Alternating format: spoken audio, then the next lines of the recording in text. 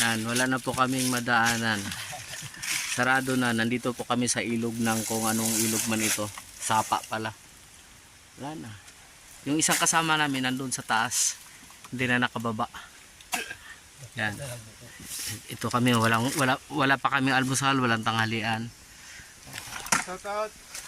Shout out ganyan. Yan. Ang isang kasama namin nawawala pa, si Rins. Trail din, nawawala. Saan ka man naroroon, nandito lang kami sa gitna ng sapa. Hindi ko alam kung anong lugar ito.